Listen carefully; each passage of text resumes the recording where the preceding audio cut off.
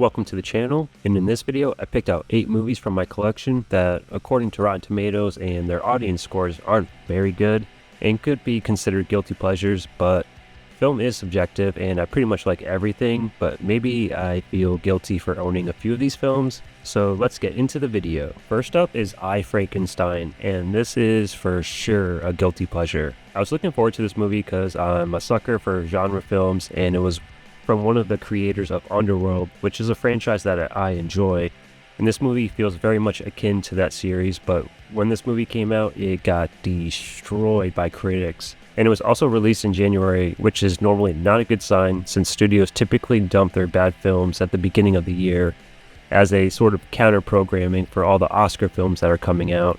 And this is a prime example with its 5% critic rating, and the audience wasn't fond of it either with only 38%. The first time I watched this, I was more like, the concept was interesting and the lore was solid, with this eternal battle between guardian angels who disguise themselves as gargoyles, defending us lowly humans against demons with Frankenstein's monster stuck in the middle of it. But the execution was the problem. I wouldn't say this movie is boring, it's just forgettable. I mean, I'm having trouble remembering what happened in this movie, except, well, there's one solid fight scene with Aaron Eckhart fighting a couple of demons with his baton weapons. Oh, and there's also horrendous CGI in this movie. I couldn't recommend the movie to anyone but genre film enthusiasts, and even then go in with super low expectations. Next is another movie I was looking forward to, that being Dylan Dog, Dead of Night. I was really getting into comic book movies around the time when this was nearing release, and I thought the premise was interesting. I didn't know anything about the comic it was based on, but that's because it's an Italian comic book and there weren't many of those comics widely available here in the States, or at least translated editions. This movie wound up getting a limited release, and I can see why the studio didn't have much faith, since it only got a 4% on Rotten Tomatoes, which I think is a little too low. I find this movie to be pretty enjoyable. A lot of the humor falls pretty flat, and the movie definitely required a bigger budget than what they had. Brandon Routh is good as the titular character, plus Peter Stormare has a small role, and he's always great when he pops up in movies. Also, I'm a huge wrestling fan, so it was cool to see Kurt Angle in this movie, even if his werewolf transformation wasn't very good. I think there's some enjoyment to be had in watching this movie, especially if you like films about the occult, like the Constantine movie. So basically, if you want to see a lesser version of the Keanu Reeves Constantine movie, then check this movie out. Next is the film adaptation of my favorite DC character, Green Lantern. Now, taking away my fandom for a moment, this movie is not nearly as bad as it's claimed to be. It's definitely not a good movie, nor is it a good adaptation, but I've seen far worse comic book movies, and it's not even the worst movie based on a DC character. I own this out of my love for the character, and there are genuinely cool stuff in this movie. I like all the scenes that take place on Oa, and seeing all the different core members, even if their screen time is super brief. Before the movie came out, I started picking up the essential comics to read, and that's when I fell in love with this character, and the mythos of the Green Lantern Corps. As someone who has crippling anxiety and is always fearful of the challenges I'll have to face on a daily basis, shit, even starting this channel was years in the making because I was always fearful that nobody would care or that I didn't have what it took to be an online personality, on an account of how hard it is for a shy person to articulate or express themselves. But being a Green Lantern is all about overcoming fear and anxiety, and prior to this movie coming out, I got a Green Lantern ring tattooed on my finger so I can use my willpower to overcome my fear. Anyway, when this movie came out, I like to call it my Phantom Menace because I walked out liking it, and with each subsequent viewing, the flaws would become more and more apparent, but I can still enjoy this movie, and I have a soft spot for it. Also, this Blu-ray has some great special features on the history of the character, so I would say it's even worth owning if you like the movie. Next is the film Legion. I remember seeing the poster for this movie and thinking, well, I'm sold on this movie. Paul Bettany with angel wings, holding an MP5 and a knife. There's no way this movie could be bad. Well, according to critics, it is. But this is not as bad as they might claim it to be. I have fun every time watching this movie. Are there plot holes, and does it have characters who don't think logically? Yes. But there is fun to have if you look at it as a schlocky apocalyptic siege thriller. I mean, it's basically Assault on Precinct 13 meets Terminator 2.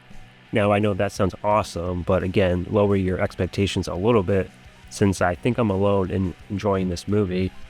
The basic premise is the Archangel Michael disobeys God and comes down to protect a woman who will give birth to mankind's savior, since God has lost faith in humanity and is now having his angels eradicate the human race. I mean, that does sound pretty cool, right? It's definitely worth checking out and seeing for yourself. Next is the movie Priest, which was a reteaming of director Scott Stewart and star Paul Bettany. I might favor this over Legion, but the critic didn't, giving it an even lower score, but the audience score was a tad higher than Legion's. I can't really argue with the critics on this one, but it feels like this movie was a bit incomplete because, for one, the runtime is pretty short. It's like an hour and 20 minutes, and that's not counting the credits. Also, there are well-known actors in this movie that feel like they had a larger role in the script, but basically got reduced down to cameos. Like Brad Dourif briefly pops up in 2 scenes in this movie, and Christopher Plummer is barely used in this movie too. I could be wrong, but I hope maybe someday there will be some sort of retrospective article or special feature on this movie, because I feel like something happened to this movie to make it feel somewhat incomplete and have a rushed narrative. That being said, I still really enjoy this movie. There's a lot that I admire about this movie, like the Blade Runner dystopian feel of the city they live in, and there's the wastelands outside the city that give the movie a western feel to it as well. This movie also has cool lore with the centuries-long war between vampires and humanity, and our protectors are called priests who have superhuman abilities, and society is now governed by the church after they supposedly won the war against the vampires, leaving the priests ostracized as they have trouble integrating back into society. Also, the opening animation sequence was done by Genndy Tartakovsky, who you might know from Samurai Jack, among numerous other things. This is also just another fun movie that I just can't hate on. It's fun and unique and very fast-paced. Here's hoping this gets a cool collector's edition one day. Next is Season of the Witch, starring Nick Cage, and I can admit this is a little bit of a guilty pleasure, but it's also a sentimental movie, and the reason it's sentimental to me is because I had just gotten dumped and it was quite brutal, and I didn't take it very well, so I secluded myself from everyone to get my head on straight, and once I was, air quotes, all better, my friend Ken invited me to go see a movie, and just to get me out of the house, and he happened to pick this movie, which came out in January, but I wasn't aware at the time of what January meant to the film studios, but we had a good time with this movie. I've since gone back and watched it, and I think it's actually okay. There are far worse Nick Cage movies you can watch, and it's also got my boy Ron Perlman in it, but I'll always remember my friend Ken taking me out to see this when all I was doing at the time was just sulking. So Ken, you're probably not watching this since you never replied to my last text when I told you about my channel, but thanks for being a good friend when I needed one. So in the same year of Season of the Witch, we got Drive Angry in 3D, no less. I was pretty excited for this movie because I thought it looked fun and I liked the added gimmick of 3D at the time. I saw this in theaters as well with a few friends and I enjoyed it, but when I revisited it, I thought it was kind of lame because it felt like the director Patrick Lussier and the writer Todd Farmer were trying really hard to make a cool grindhouse movie, and it felt to me like someone who isn't cool but is just trying really hard to be cool, you know? So years later, I bought this Blu-ray and I enjoyed the movie once again, but I still don't think it's as excessive as Roger Ebert says on the back of the case. This also has the highest critic score of any of the movies I talked about in this video, which I was surprised by, but this movie does feature great performances by William Fichtner and Billy Burke. Also, this movie gets extra kudos for having the always amazing Tom Atkins in it. I wish I had a 3D TV to watch this movie since I've reverted back to enjoying this movie again. The last movie in this video is one of my favorite movies, and I don't know what the fuck critics were thinking when they reviewed this movie.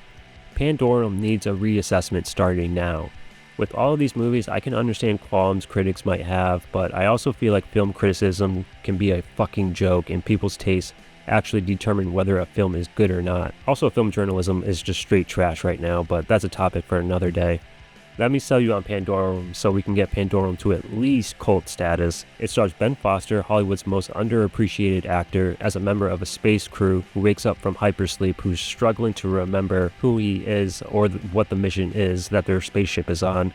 He slowly pieces it together and finds other crew members, all the while being chased by mutant creatures It's a fun sci-fi horror flick and has a great ending that I won't spoil. I would be shocked if I recommend this movie to someone and they think it's as bad as these schmuck film critics from 2009. Check it out and leave a comment if you think I'm wrong. Thanks for watching this video, and here's a free digital copy of the movie Sinister, so whoever redeems it, I hope you enjoy that movie. It's a pretty solid horror flick. So like I said at the beginning of this video, that film is subjective and any film can be enjoyed by anyone. You're never wrong for liking a movie, unless it's made by Rob Zombie or Michael Bay. Just kidding. Or am I? I have other films that I'd like to discuss that were crapped on by critics, but until then, have a movie time.